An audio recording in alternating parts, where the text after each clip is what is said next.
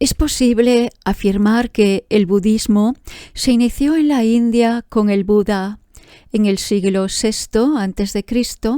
Sin embargo, su expansión hacia las altas tierras nevadas del Tíbet dio lugar al encuentro y surgimiento de una particular tradición filosófica y religiosa conocida posteriormente como budismo tibetano. A partir del siglo VIII, el budismo mantuvo y mantiene peculiaridades varias. Antiguamente, en la actual región del Tíbet, prevalecía la religión Bon como la autóctona del lugar. Gracias a la injerencia de maestros indios que viajaron hasta la región y a la hazaña de grandes traductores, pudo mantenerse en el Tíbet la enseñanza de los vehículos Hinayana, Mahayana y Vajrayana, así como el conjunto explicativo de ciencias mayores, menores, textos y comentarios. Estas enseñanzas se conservaron y se transmitieron no solo como textos, sino también como prácticas diseñadas para alcanzar el despertar espiritual. Si el budismo tibetano se mantiene vivo hoy en día, es gracias a la labor constante de maestros y maestras. Por eso, hay que reconocer la transmisión sostenida de estos saberes de los Sakya. Desde hace siglos han conservado y compartido las enseñanzas de forma ininterrumpida como muestra de generosidad, entrega, amor compasivo y desinteresado al dedicar su vida, generación tras generación, al bienestar de todos los seres. Su Santidad, el 41 Sakya Trisinh, comenta que en el Tíbet, durante el siglo VIII, las enseñanzas fueron introducidas por Guru Rinpoche, el abad Santarakita y el gran rey tibetano Trikson Deksen.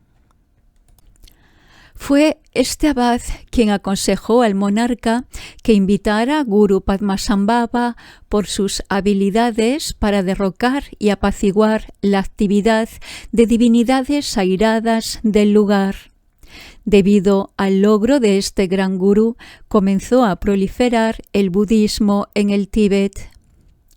Curiosamente, el día del nacimiento de Gyanabhadra Rinpoche coincide con el 10º día del 5º mes del calendario lunar tibetano, día de celebración de Guru Rinpoche.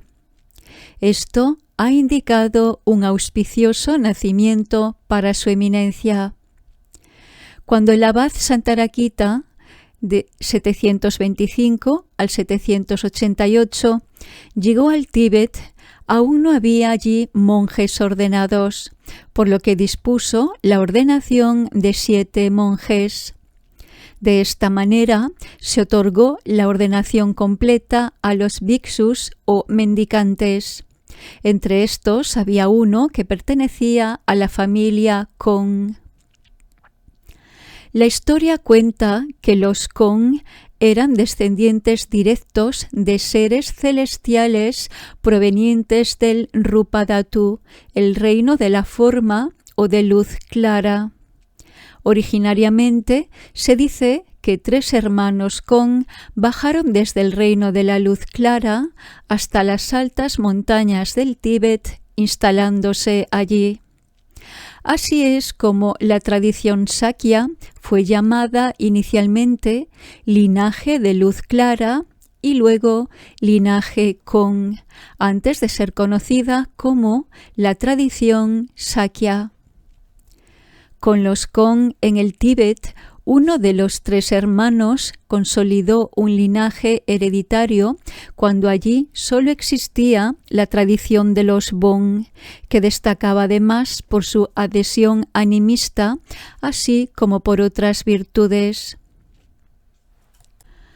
Posteriormente, con el triunfo de Guru Padmasambhava, los miembros del linaje hereditario Kong se convirtieron al budismo.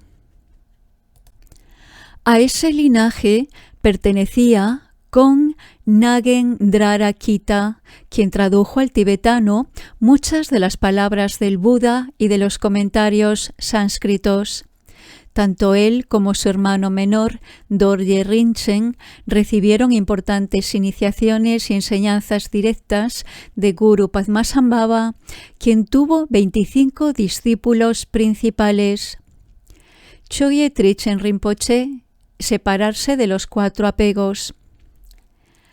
A través de las prácticas de las principales deidades, Vajrakilaya y Heruka, los hermanos pudieron alcanzar realizaciones elevadas. Durante casi 13 generaciones, el linaje Kon mantuvo estas prácticas hasta la aparición de otros 2 célebres hermanos conocidos como Kon Sherab Sultring y Kon Konchok Gyalpo. En esa generación había un lama muy célebre y estricto, de nombre Drogmi Sakya Yese, quien también enseñaba en el Tíbet. Kon Konchok Gyalpo fue a solicitarle enseñanzas y, tras algunas dificultades, al fin recibió instrucción de él. Después de un tiempo, Kon Konchok Gyalpo fundó el Sakya Monasterio en 1073, convirtiéndose en el primer Sakya Trising. Quizá en muchas ocasiones nos hemos preguntado sobre el significado de Sakya. Esta palabra quiere decir tierra gris, aunque a veces puede emplearse la palabra blanquecina en español. Tanto el lugar donde fue emplazado el primer Sakya monasterio como la propia escuela filosófica reciben ese nombre. Históricamente, este área tenía una montaña en forma de elefante y estaba rodeada por un círculo de tierra gris. De allí deriva el nombre Sakya. La montaña se conoce como montaña Pompori.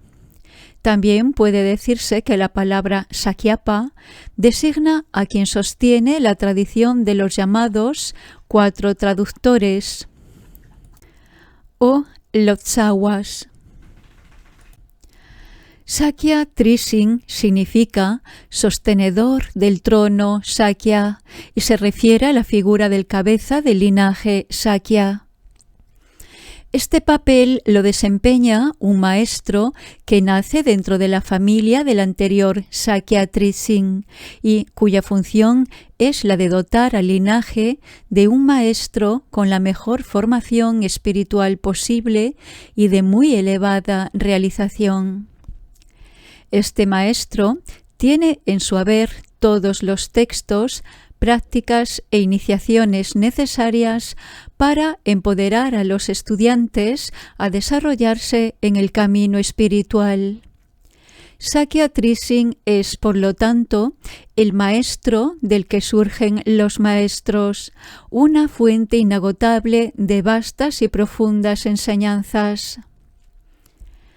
A veces choca la idea de que el liderazgo del linaje sea un asunto hereditario. Otras tradiciones buscan a la reencarnación del maestro una vez ha fallecido, como en el caso de los Dalai Lama. De este modo se garantiza que el sucesor sea el mismo maestro, asegurando así que, si la línea de reencarnaciones es larga, el maestro sea de un alto nivel espiritual. ¿Por qué los Sakyapas mantienen su linaje dentro de una familia? Hay varios motivos. El primero se basa en que, de acuerdo a las leyes del karma, la mente que encarna en un óvulo que está siendo fertilizado tiene que tener un karma que coincida con el de sus progenitores. Así, en el caso de una familia de practicantes muy avanzados, el ser que encarne en ese niño o niña tendrá que tener un nivel de desarrollo espiritual acorde con el de sus padres. lo cual, leyendo las biografías de los maestros Sakyapas, no es decir poco. El segundo motivo se basa en el entorno. Al nacer en una familia de practicantes avanzados, el niño o la niña puede recibir desde el mismo momento de su nacimiento la mejor de las educaciones, sin necesidad de esperar 3 o 4 años hasta encontrar al tulku. Finalmente, el liderazgo del linaje se remonta al fundador del primer monasterio Sakya, Konchok Gyalpo, 1034-1102, de quien a su vez se dice que desciende de un linaje de seres celestiales.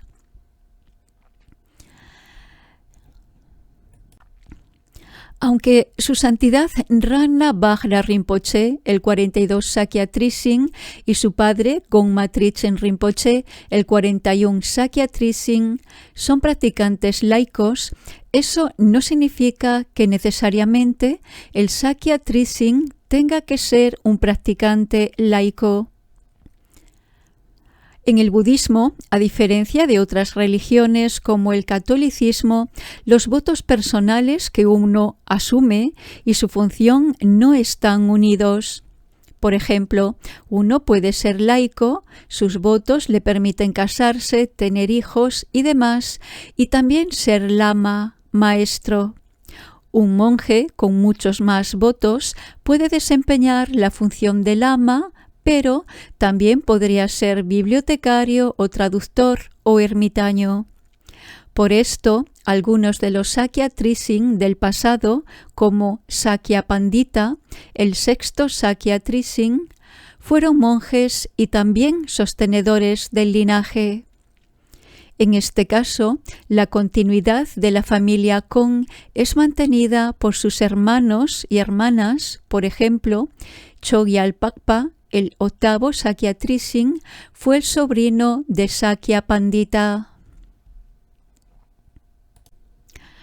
El esplendor de la tradición Sakya dio origen al establecimiento de las subtradiciones Gor, fundada por Gorchen Kungad Sangpo, que vivió entre los años 1382 y 1457, y la subtradición Sar, fundada por Sarchen Losal Gyatso, que vivió entre los años 1502 y 1556, y posteriormente la subtradición Sompa, fundada por Dorje Denpa Kunga Nangyal, que vivió en los años 1432-1496.